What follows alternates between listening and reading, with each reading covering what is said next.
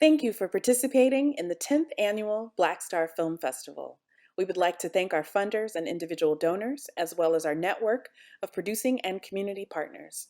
This program, Sacha Jenkins in conversation with Deanna Williams, is co-presented by Showtime.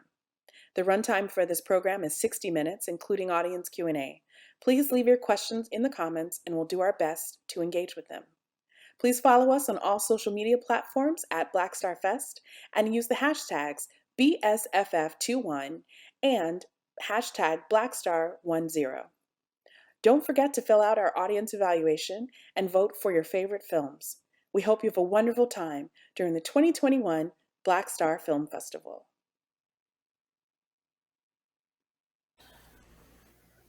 Welcome to the 10th Annual BlackStar Film Festival. My name is Lauren Jane Holland, and it's my pleasure to introduce you to two prolific artists and cultural figures in conversation tonight.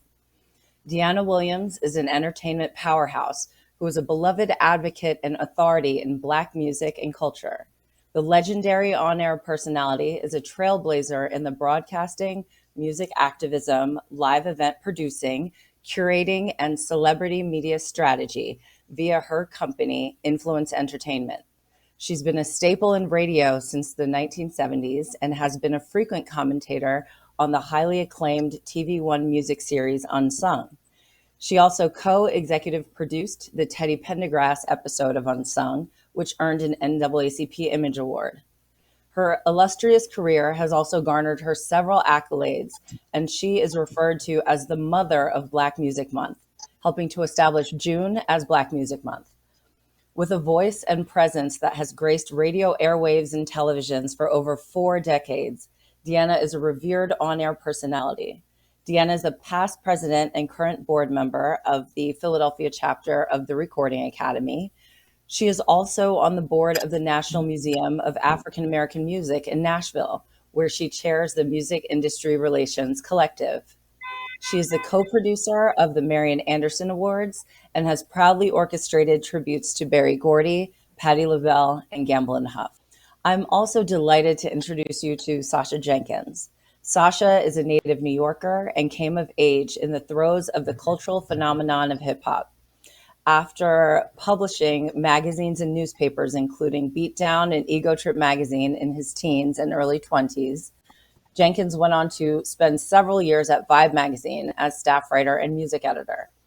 Jenkins has built his strong reputation as a creative, working as a television producer via shows like Cartoon Network's The Boondocks, VH1's The White Rapper Show, and Miss Rap Supreme. In 2012, Sacha joined Mass Appeal as Chief Creative Officer. Jenkins' films include his first feature-length documentary, Fresh Dressed, which tells the tale of hip-hop fashion, as well as Burn Motherfucker Burn, about the LA Rebellion of 1992 and generations of African Americans who have been abused by LAPD. And finally, the 4-part doc series Wu-Tang Clan of Mics and Men, which spans 25 years of the group's career and unpacks the journey of their ascension. Jenkins' most recent documentary project is Bitchin, The Sound and Fury of Rick James, which tells the story of the legendary funkster's extraordinary and tumultuous life, times, and musical legacy.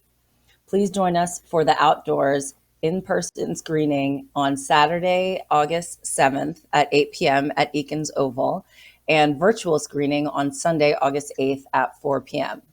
Without further ado, Sacha Jenkins and Deanna Williams. Peace. Thanks and for Lauren, thank you so much for that introduction. Yes. yeah, that's a bit. I'm not worthy of being here. This sister has been holding it down for so long. I feel honored to be in conversation with her. Well, I'm equally as honored to be in conversation with you, Sacha, especially since I've enjoyed your work for some time. And I had the distinct pleasure of being a friend of your father, Horace Jenkins, noted documentarian and filmmaker, when he was teaching at Howard University in the early 70s, as I started my broadcasting career at WHUR 96.3, and we were housed in the very same building where your father taught. So that was Wow. 1973 is when I met your father. Wow. I was but a So, baby in Silver Spring, Maryland then. So I've got all yes, you kinds of were. questions, all kinds of questions. Your father was a first class man. Thank you. Absolutely. And of course, for those of you who do not know, Horace Jenkins was a documentarian, worked on a plethora of projects, was an Emmy Award winning producer, had a very extensive resume, and also was an educator, as I just mentioned, at Howard University. And my assumption is between your mother, who was an artist, and your father, an artist of another type, you got it honest. Yeah, I mean, I learned at a very young age to have an appreciation for the arts. It was very a natural extension of my parents. So I was very fortunate to have that schooling. I believe that my parents are my biggest influences in terms of who I became. So I'm very lucky. I would say that you're quite blessed, and I would also describe you as a cultural architect and an ultra Renaissance man because you do so many things and you do them well. So, not just a filmmaker, you're an author, a journalist, you started publications, you were a publisher. So, your career, which is still on the rise, has been quite illustrious thus far. And today we're focusing on your latest work, which of course is, as Lauren said, Bitching, the sound and fury of Rick James. Sasha, let's go back to the beginning. Let's talk about the conception of this idea when you gave birth to wanting to do a Rick James documentary.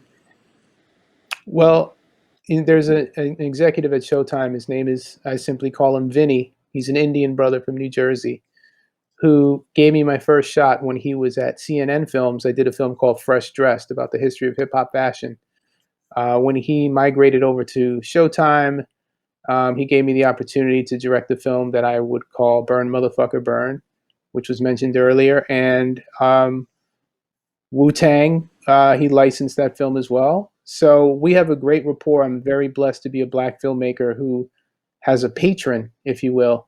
And Rick James was something that came across his desk, and he asked me if I was interested, and I was all in. So um, yeah, I was offered the gig. I can't say that I reached out to the estate or did any real legwork, but I had the opportunity to meet with his daughter, Ty, who's fantastic.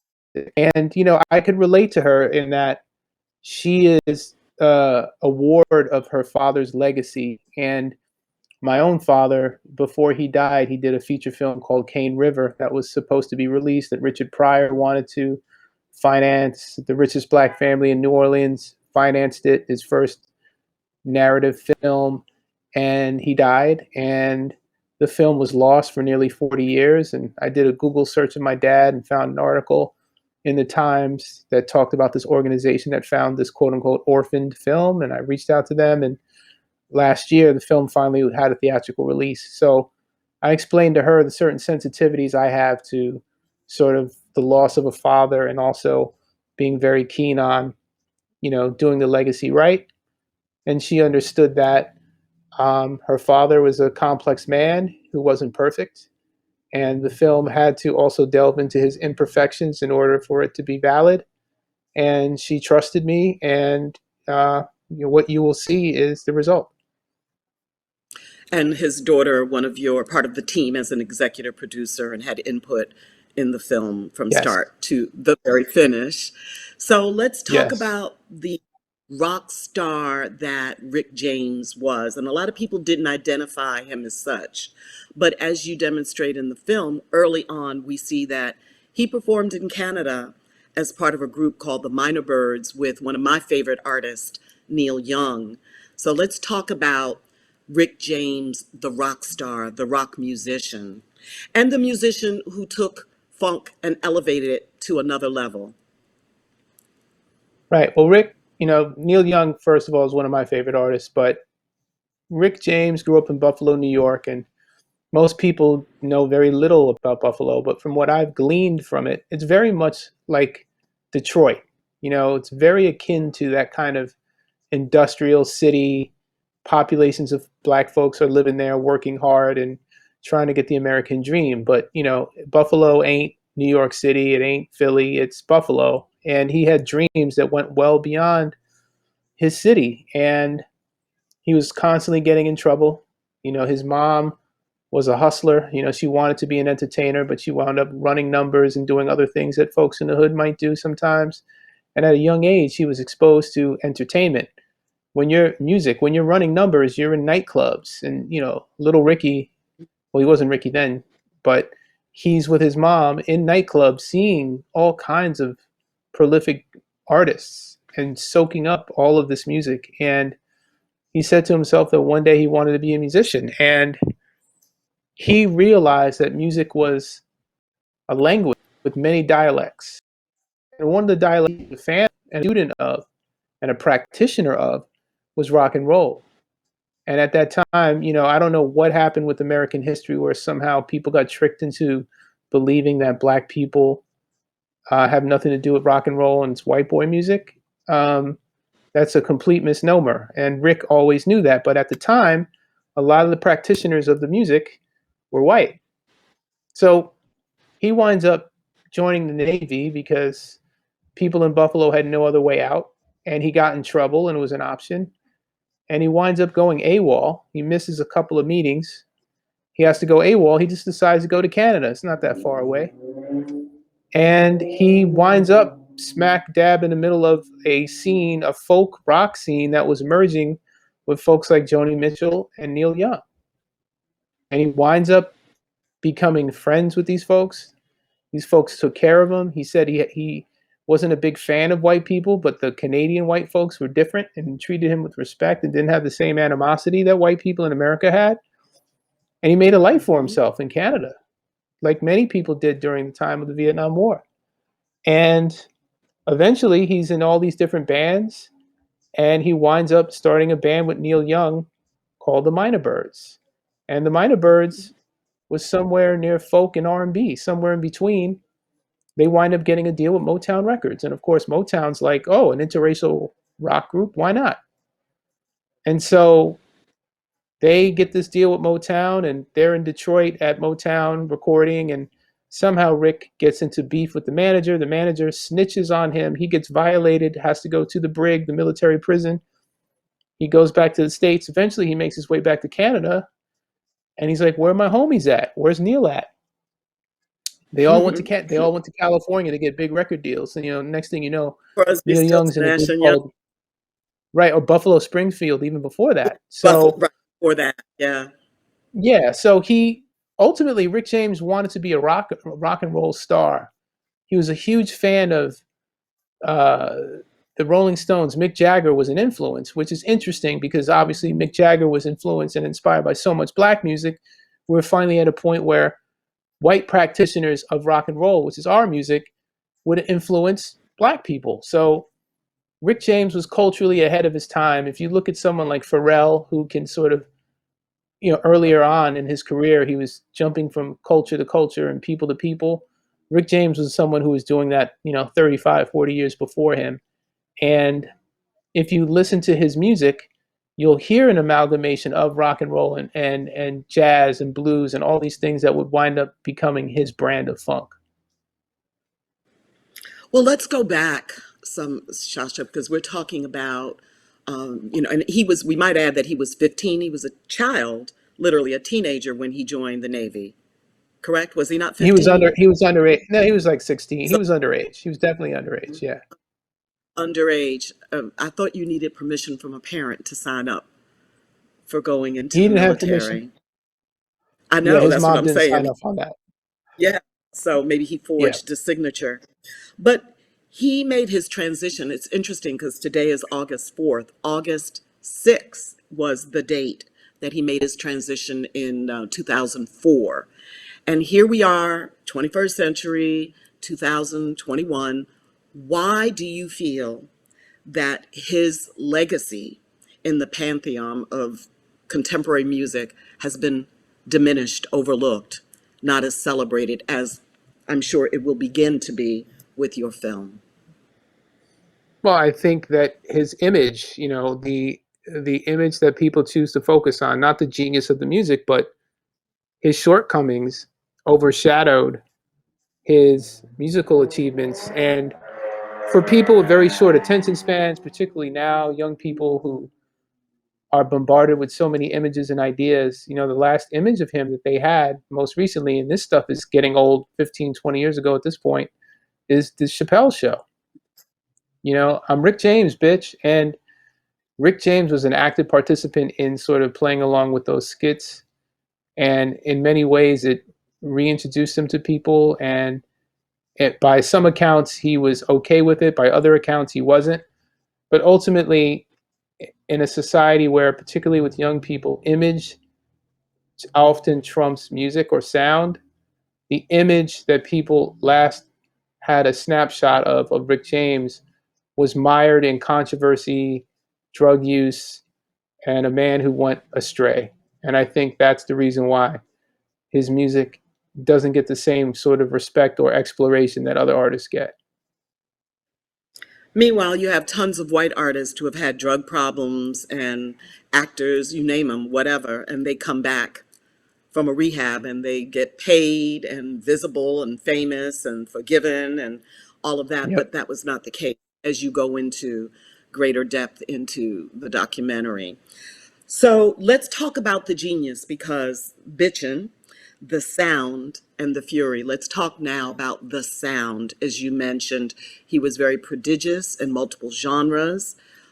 He played multiple instruments in addition to composing, singing, performing. Let's talk about some of the artists that you highlight in the documentary, such as one of my all-time favorites, my girlfriend, Tina Marie. And that performance that you also show in it's the BET Awards. Actually, I believe it might have been one of the last performances that he did. But let's talk about some of the wonderful artists and music that he gave to the world that is part of his legacy. I mentioned Tina. Of Yeah, course, there were the Mary Jane. Let's talk yes. about Tina for a minute. I mean, I had the privilege of hanging out with Tina and her daughter and going to her house and seeing her studio. And she was such a special person, a one of a kind, a one of one, the only white Mhm. person ever who universally gets a pass from black people. She would never get the Rachel Dolezal treatment. Everyone considered her a sister naturally, and she was not trying. I've never seen anything like it. So much so that I was working on trying to get her a television deal with VH1 to do a reality show that wasn't stupid, a reality show where here's this woman who's so interesting culturally and has this beautiful daughter, and they make music and do interesting things. And you know what? It wasn't salacious enough for VH1. They Mm, want to see mm. people who look like us eating chicken bones off the floor. They want to see us degrading ourselves. And I wasn't offering that. But what Tina offered as an artist, I mean, her abilities not only as a singer and also as a songwriter. I mean, obviously Rick wrote some songs, but she was a phenomenal songwriter in her own right, a musician as well. Play the guitar, play her ass off on the guitar and multiple instruments. So she was just a small woman from Venice, California, who was a giant with her voice and her personality. The Mary Jane girls, he saw what was going on, and as he says in the film, I understand. I can write for women because I understand where they're coming from because I've been so horrible to them. So I know what it might feel like to be a woman. And you see in the film him sort of doing scratch vocals for the Mary Jane girls, sort of trying to give them the direction to sing these lyrics. And he was plugged into something. He had a sort of understanding of people in general and women, and as a great communicator he was able to apply that to his music. So Mary Jane girls, Tina Marie, and you can say MC Hammer. I mean, Hammer sampled his music, and the hit Can't Touch This, I mean, it put a whole lot of nuggets of gold in Rick's pocket, but really took MC Hammer to a whole new stratosphere globally. I mean, is the song when you think MC Hammer, you think Can't Touch This, and really, if you know your music, you're thinking that's Rick James.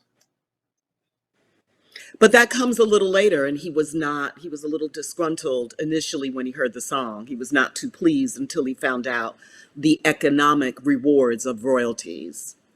The money made him happy, made him smile. The, He got over it. yeah. But But then there all were some those. other art. Go Mhm. ahead. Go No, I ahead. was going to say there were some artists such as Smokey Robinson. That was one of my all-time favorite Rick James, Ebony Eyes, and Hmm. The Temptations, Standing on the Top, which gave them a Well, hit after a while of not having, radio airplay yes. music. Hmm. And he was such a fan of both of those artists. And what people don't know was there was a time when Rick was a songwriter at Motown. He was trying to make it as a songwriter. So he had access to a lot of those folks and he had met them. And what people don't realize that Rick didn't blow up until he was like 30, which by today's I know that. standards is unheard of. That's old. Yeah, Yeah. exactly. So his gumption and his stick with it attitude, not many people have it. I mean, he wound up selling drugs and doing all kinds of stuff in the meantime. He could have just stayed a drug dealer, but he still had this dream of making it as a musician. And then, of course, the great Party All the Time. How can we forget Eddie Murphy and their collaborative work together? Yeah, that was a surprise. No one really was expecting it. People, I imagine being a kid and watching that and thinking like, is this a joke? But it was dead serious in many ways. And he found a way to sort of exploit the humorous side of him, but also help him make a song that you had to respect as a pop hit. So it was a very unique balance that not many people have been able to pull off. And another part of the film that I absolutely loved was the Prince tour because I'd heard so many stories about that tour where first time he saw Prince, he was like, well, who is this here? And they wound up going on tour. And tell us a little bit more about that. Well, Prince was a young whippersnapper, and Rick was the OG at this point. I mean, mind you, he didn't blow up until he was in his 30s. So, and Prince was like in his early 20s at this point, and so Rick dug what he was doing. Felt like there was a kinship there, and felt like maybe there was a movement happening. So let me give the kid the football. Why not? And Rick soon started to feel like his gangster was being challenged. This kid is opening up for him. He's got a lot of energy and spunk. He can play the guitar. He's got all these rock and roll moves. And then, Rick sort of has this whole crowd participation bit where he's saying ooh ooh or whatever. And all of a sudden, Prince started doing that in his show before Rick James, and Rick was not very happy about that. So that led to Um, various squabbles, and I think eventually they squashed their beef, but it was contentious for a minute between the two of them. what I also enjoyed in your documentary on Showtime coming out September 3rd, we want to reiterate that date because I keep being asked by people, when is it coming? Showtime, September 3rd, Labor Day weekend.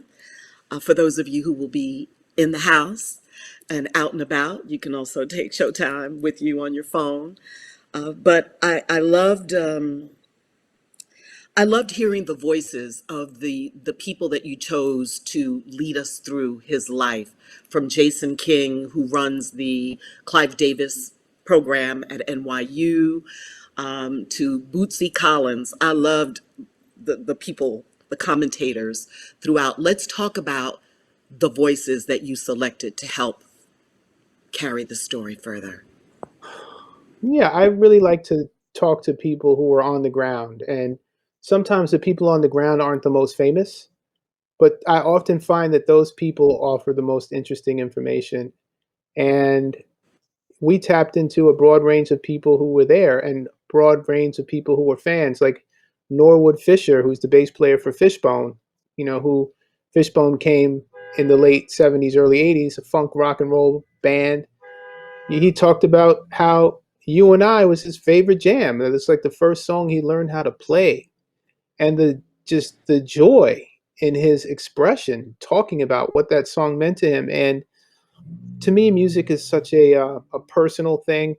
A song that really turns you on might do nothing for me, but that song that turns me on, like I can feel my body tingle. It can take me to a time that I have great memories. It can do so much for you. And the people who we tapped into were either in his band, huge fans of his band, or were at a vantage point at some point where they were able to see a side of Rick that many people didn't have the opportunity to see. And we also heard the voices of members of the Stone City Band. We got to talk about his legendary band as well. I loved hearing from his musicians.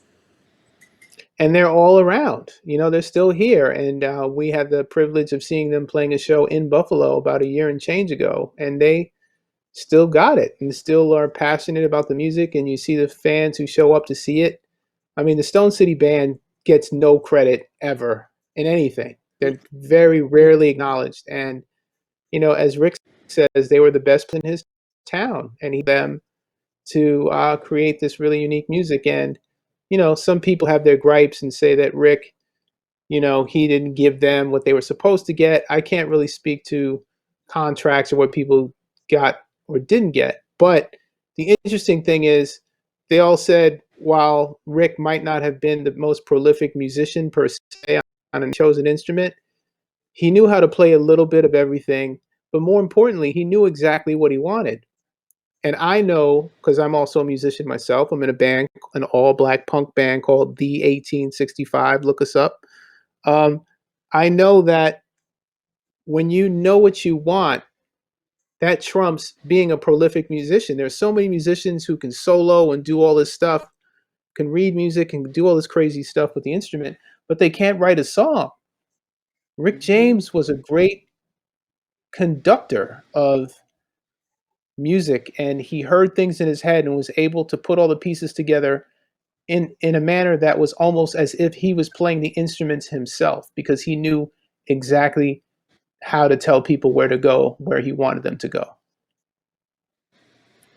Do you think that he recognized his decline? He was doing serious drugs. He was freebasing and, as, according to him, spending thousands of dollars weekly on cocaine. It sounded like he knew that he was not in the best way a lot of times. I mean, his wife, who's in the film, his ex-wife, claims that he went to over 30 rehabs, and the longest he ever stayed clean was maybe 2 or 3 months, and that he really wanted to be clean and tried really hard, but the drugs robbed him of the serotonin or whatever it is that's in your mind that kind of gives you little slices of happiness. And the only way he could achieve that was by doing drugs. And that's why they found a whole lot of drugs in his system uh, inside the autopsy. And he, by all accounts, he's a very, very intelligent, charismatic man.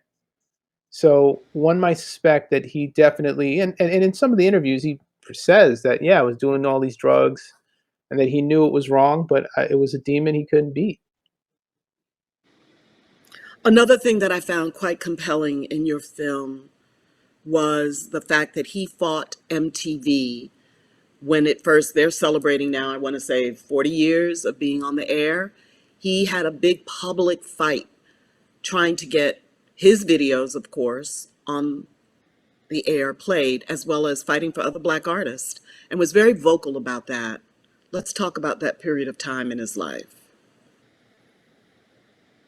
Yeah, I mean, you think about other artists, like, I'm doing a film about Louis Armstrong right now. And Today's you his think about birthday. Louis, No, it's not his yes. birthday. I'm sorry. It's July is his Well, birthday. My bad. he says July 4th is his birthday, but some people say maybe not. But, Right. you know, you go through the generations. I'm also doing a project about James Brown. So Louis Armstrong had a particular relationship with white people wherein they managed him, they looked out for him, but there was a thing where Louis was content with dealing with black people and dealing with white people in a musical context, but while he was a genius and they treated him as one, his relationship with white people might have gone to a certain level. Then you have James Brown, who's, a different generation. He has white people managing him, whatever, whatever. He's the soul brother number one.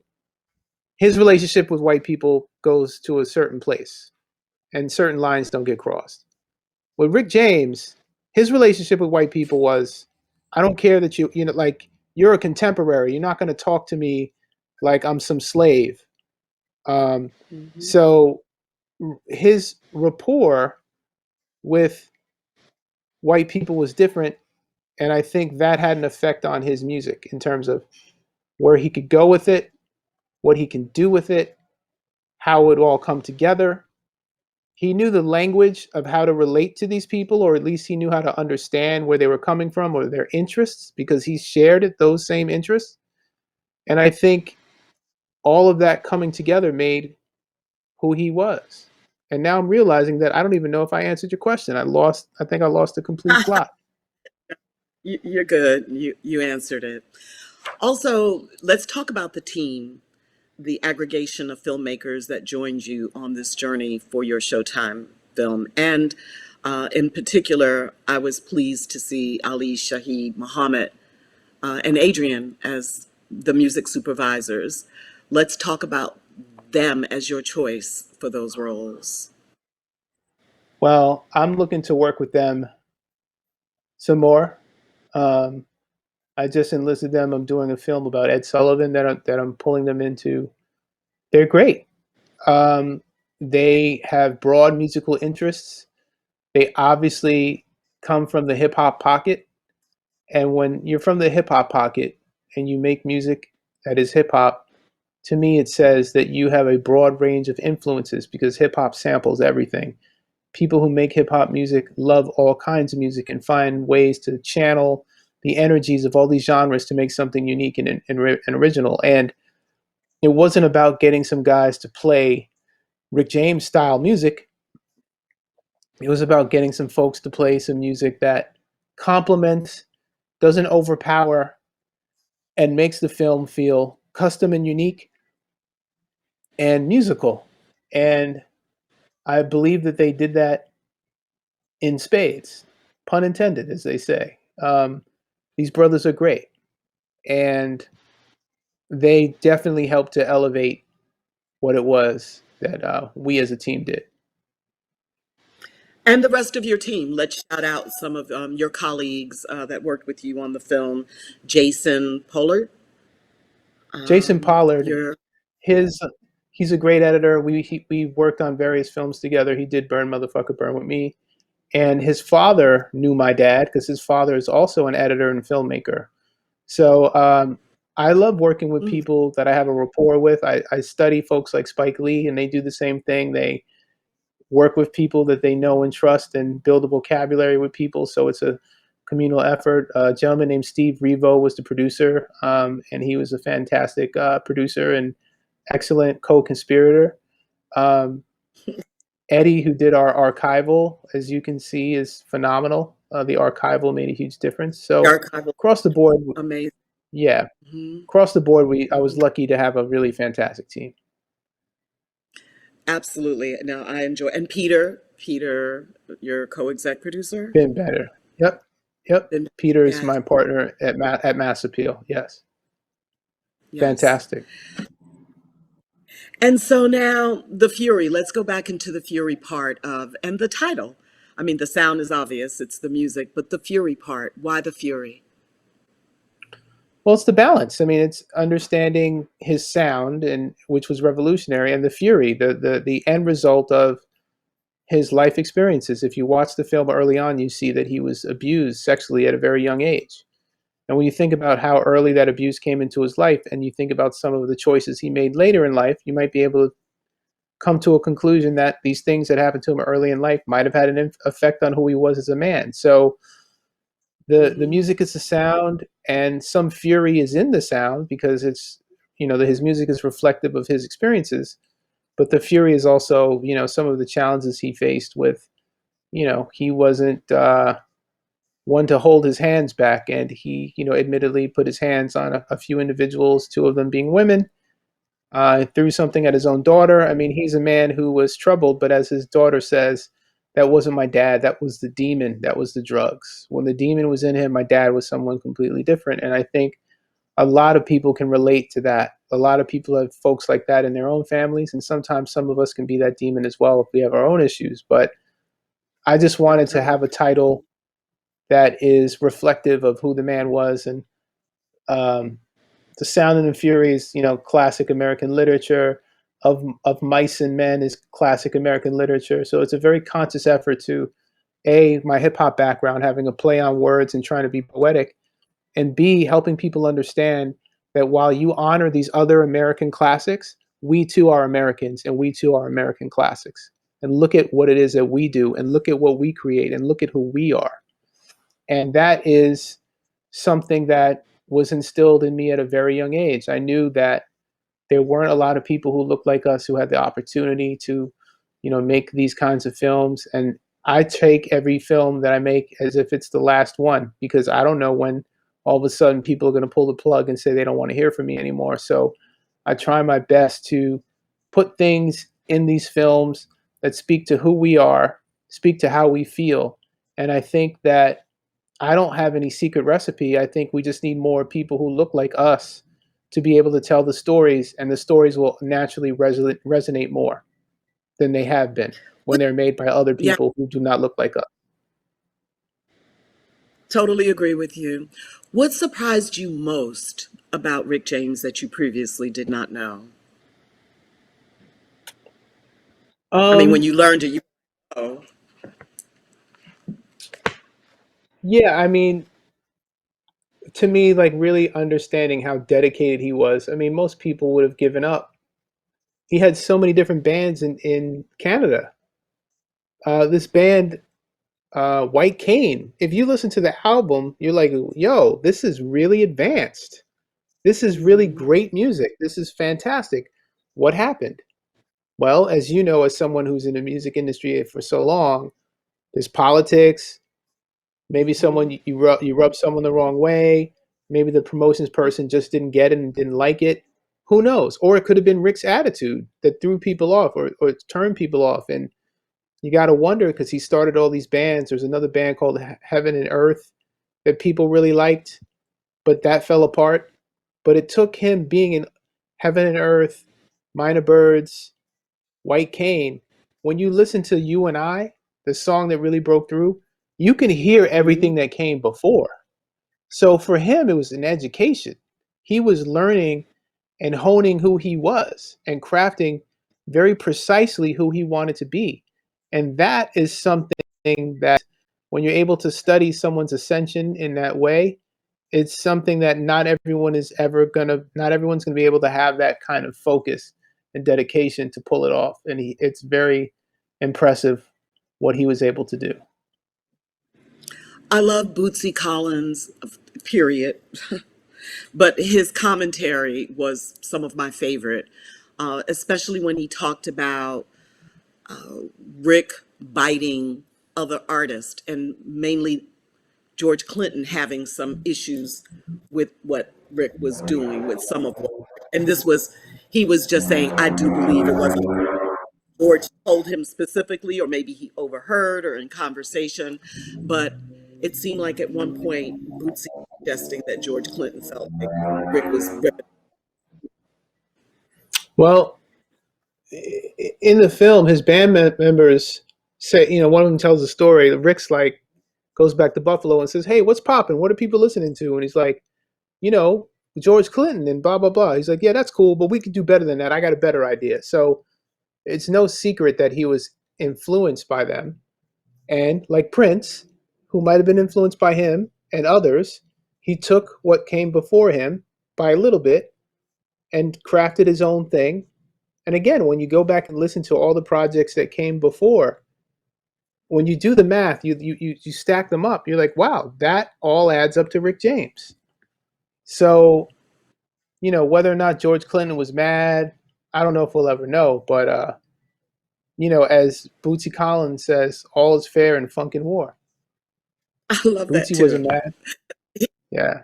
Bootsy just gave the greatest sound bites, no doubt about it. Great comments. Uh, let's go back to the women, and you just reference the fact that he was molested as a child by an older family friend of his mother.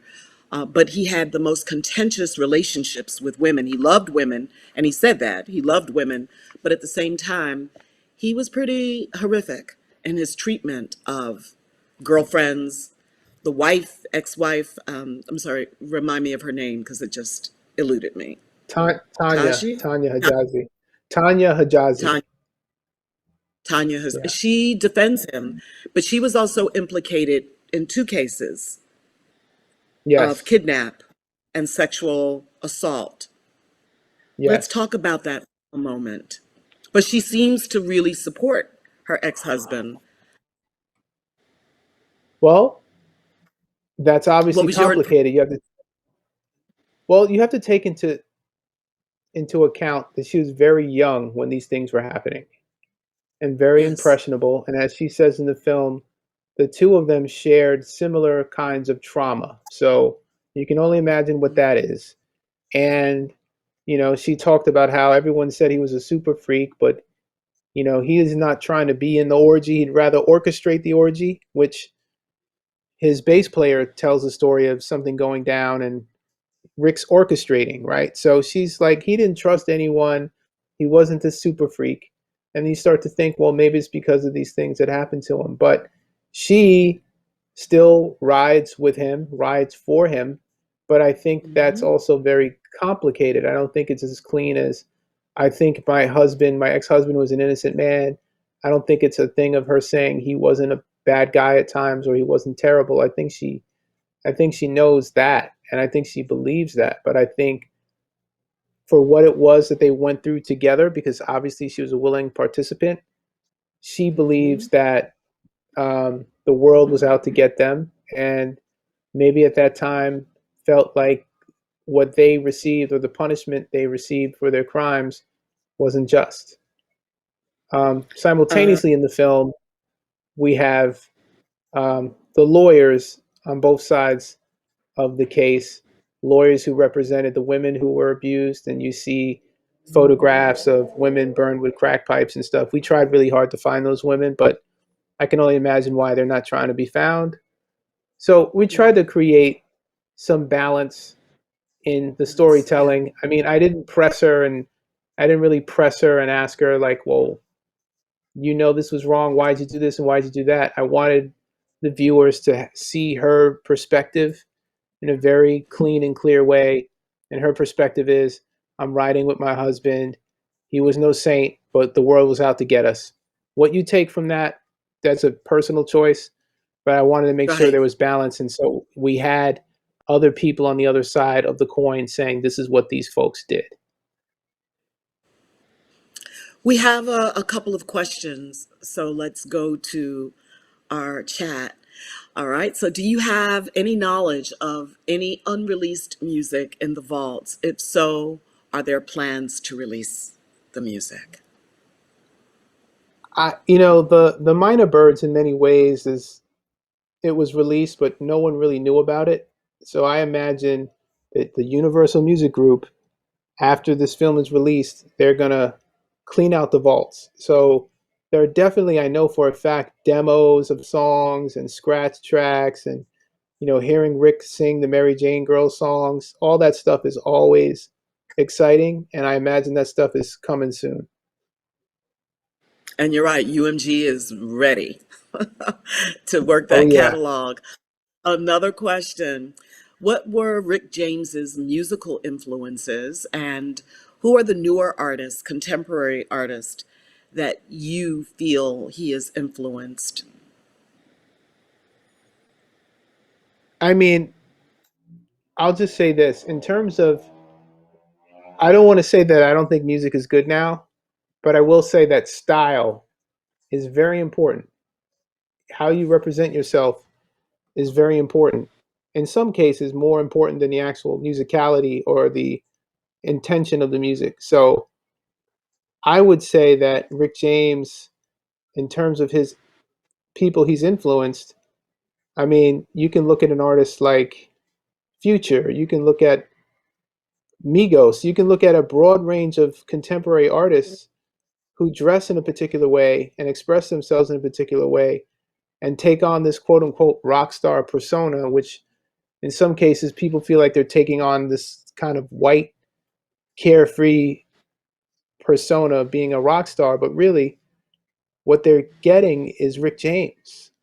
A photographer in the film talked about how all these rockers, he said he's like Nikki Sixx and this one and that one from Motley Crue, but only years before them.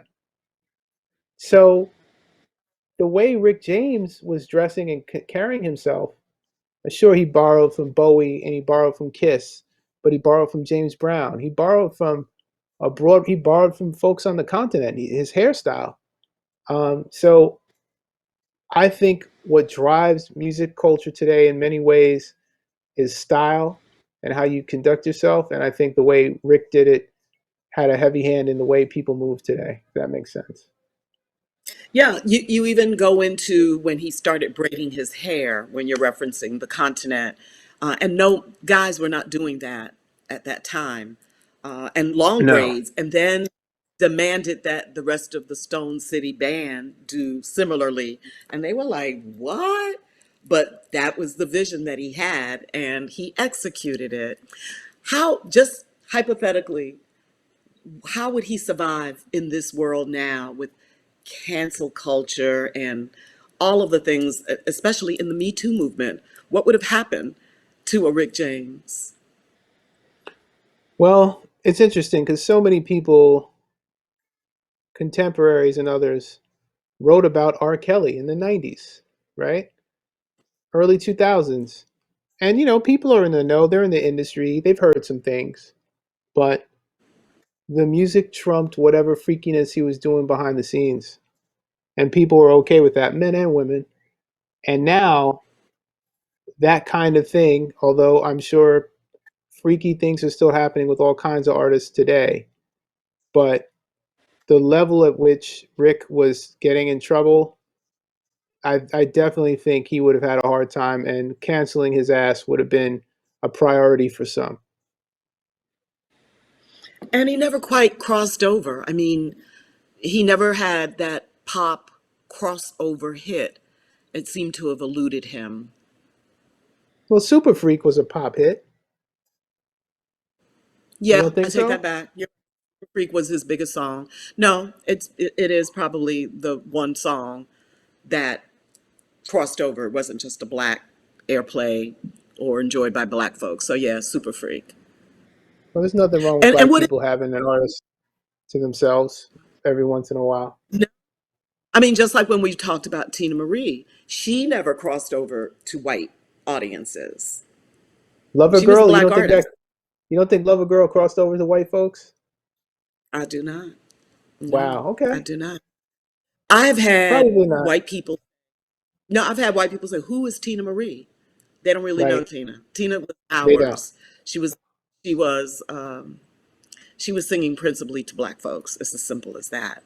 She was our Oh yeah. poetry. She was our, when I think of Tina, because she was funky as all whatever. I saw her last show here in Philadelphia at the West Oak Lane Festival, and I mentioned that song to her some years, I'm sorry, that performance some years later, and she was like, I remember that show, considering how many shows artists do. She was like, that was a funky ass show. And I was like, yes, it was. Right. But we have a few more minutes, so we have another question. Here we go. Um, the film, okay, there's the film you shot and edited. How much footage was left on the floor? And will we ever see bonus footage from There The might Sound there and the might Fury? be yeah, there might be some bonus stuff that winds up in support of the film on the internet. I think we're trying to put some of that together. But I don't know that there's going to be a DVD version with extras and all that this go round. But I'm pretty sure we're going to have some stuff that did make the film available to promote the film online. Okay, and we just got a message from Brennan Williams who said, "Are you crazy, Deanna? Lover Girl was a big hit with white people, especially the dance Oh, crowd." Thank you, Mr. Williams, for that. It okay. Don't play around in Philly. Don't play around. I'll argue with Brennan Williams. I'm not doing that. Or you, Sasha. So Right. I missed that one. So, all right. So September 3rd will be it's the air date, the debut of. How are you feeling? Do you feel like you have children? You're a father. You have two children. Do you feel, and you've done all these great projects. Do you feel like a father patiently walking up and down, waiting, like the labor, the delivery part? What is this part for you like? After how long were you involved in from start to completion when you locked the film? I'd say a little How over long? a year, maybe 14 months, maybe to get it done. But I'm in the middle of other projects, so it's this thing that you put to Those behind bed, you? and then you put it to bed, and then all of a sudden it's coming back. Like, oh yeah, I remember that thing, and then people finally get to see it. So it's always nice for people to finally see your work and appreciate it, and I'm looking forward to that for sure. So Mass Appeal Productions, this is a Mass Appeal production film. You mentioned, Hmm. you referenced James Brown and Louis Armstrong. Can you give us a Hmm. little bit more? Where are you? Are you close to completion? Are you in the middle? Well, I can What talk can about we Louis anticipate? Armstrong.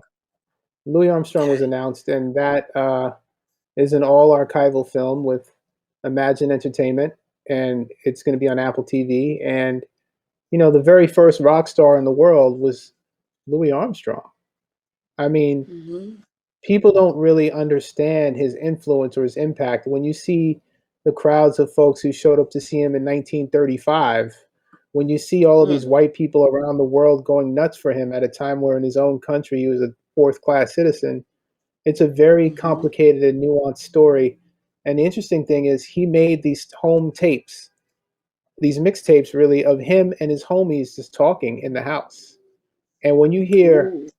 Louis Armstrong After Dark, you realize, I've been telling people lately that there are no genres. There's no hip hop or jazz or blues or rock and roll or house or techno, all these things that black people created. There's only black pain and a reflection of black pain. And that's what all these musical genres are. And so when you learn that Louis Armstrong went to a group home at 14 because he caught a gun charge, Louis Armstrong caught a gun charge, and then Hmm. that is where, at the reform school is where he really honed in his musical chops and learned a thing or two about music. Same thing with James Hmm. Brown. James Brown caught a charge and went away to prison. So, and you think about folks in contemporary hip hop, or not so contemporary anymore, because you're talking about people that I came up with in the 80s and 90s and 2000s. But these stories, it's all the same story every time. Rick James' story, RZA from Wu Tang, his mother ran numbers, so did Rick James's mother. So it's, for me, it's almost haunting that I feel like in many ways I'm telling a story, but the reason why these stories have to get told was because the narrative doesn't change much, because we're still dealing with the same issues and the same plagues. And the music is a reflection of that pain and a reflection of those plagues. Whether we're celebrating having jewelry on, that's a reflection of trying to keep up with the Joneses and trying to feel like someone in a country where they don't make you feel like you're a citizen. And the only way to be a citizen is to have material items. Or if you're talking about, you know, violence perpetuated by us, for us, to us, all of this in the music is a reflection of our environments and what we've been through and our trauma. And we use art and creativity as a way to channel that. And sometimes it comes out in a joyful manner, sometimes it comes out in a very serious manner. But either way, it's a reflection of our pain. Yeah, you're absolutely correct. But that's why I think Frankie Beverly Joy and Pain is one of the main anthems for Black people. I mean, we're talking about that joy, pain, sunshine, and rain. He's giving the dichotomy of life in that Yes. song. But I believe you're absolutely correct. So much of our music deals with our trauma, what we've been through, what we're going through, because we're still living. We're living in the aftermath of the plantation systems that were designed to have us work, build wealth for others, and just be, you know, Struggle. Struggle is real. What's Well, your I've dream come to the project? conclusion. Sorry, I'd love to Oh, do the I'm Jimi sorry. Hendrix film. I'd love to do the Jimi Ah, Hendrix film. I think that his story has never been told, and he's a very another sort of forward thinking fellow in the way that Rick James was, a fellow rocker and lots of musical influences. Big fan of jazz and the blues, and you can hear that in his music. Um, and it's funny, the blues guys back when Jimi Hendrix came out were like, this little N word is just playing like the blue, whatever. I could do that. That's nothing special, but it was something special to a whole generation of people, and his influence, you can't even measure it. I've never seen. There have been Jimi Hendrix documentaries, but none on the level that I would love to see. so we can expect that in your future. I would love to see that. And I know Jimi Hendrix, one of your influences as a musician. You like the Beatles, Rolling Stones, yes. I And like you Muddy reference in the film Waters, Muddy huh? Waters, Blues, Muddy Waters, but you mentioned in the film as well, Little Richard, one of Rick Hmm. James's influences. To the earlier Yep. question about who were his influences, he clearly was cognizant of Little Richard, Bo Diddley, the fathers and the mothers of rock and Yes. funk. Because Sly Of course. Stone, you also referenced Stone. Yes. You cannot ignore Sly for sure. Mm-mm. Yeah. I'm curious, have you seen Summer of Soul yet? I did, and I thought it was just to be able to see black folks in their natural habitat at that time. It's funny, I'm doing this Ed Sullivan film, and there's always talk about how Ed Sullivan was important because black folks saw themselves on TV and it was a big deal, and you'd gather around the TV. And the Mm-hmm. performances on Ed Sullivan are great, but the performances in that park in Harlem are different because it's black people feeling a level of freedom and not feeling restricted, not having to answer to anyone, with people who look like them in their community. So there's a different dynamic with those performances, and they're both, Ed Sullivan or Summer of Soul, both great, but Summer of Soul is different because it represents a level of freedom that we were searching for at a time when black consciousness and identity and all these things were coming to the forefront for us, and we were in the struggle as a people more consciously and more thoroughly and more, on a greater level, with young folks really leading in charge. That, to me, the epitome of that concert, that's the essence of what was happening and why it's important. So, Questo is a Philly cat. Much respect to him. I think he did a fantastic. Fantastic job. Absolutely. Will you be coming to Philly for the screening? If I get invited, no one invited Oh, me. What's up with that? are you serious? Are you kidding? No, you're joking now, right? When is it? Are you joking? It's Maybe I'm Saturday. joking. It's Saturday. It's Saturday. That's a lie. It's okay. Okay. Ha ha. Are you We'll coming? work it out. You'll work I'd it like out. to. Okay. Yeah. All right. Saturday night, 8 p.m. It's going to be at the Eakins Oval, which is in front of the Philadelphia Museum of Art. By the way, designed by a black man, FYI, Nice. where you were born. But also, we will have an online. Farrah, when is the virtual? I know Saturday is in person, but the virtual screening will be on Sunday as well for our Black Star Film Festival attendees, our 10th anniversary. Sacha Jenkins, ultra renaissance man that you are, cultural architect. Congratulations, early congrats on the September 3rd Showtime release of the Rick James documentary, Bitchin, the sound and the fury of Rick James. We thank you so much for being a part of our 10th anniversary celebration. I'm pr- Continued I'm success. proud. Yeah. I'm proud to be a part of it. Thank you for having me. We're very honored to have you in our community. You haven't been to the festival yet, have you? More the reason for you to bring your ass down to Philly. You're only in New York. Yeah. It's 90. Come Yeah, on, it's let's true. go. I'd love to do it.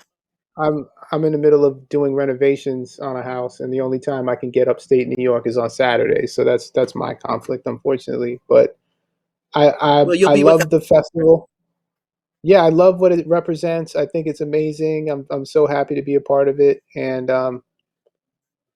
if you ever need me for anything, please let me know. If there's any way I can help or do anything.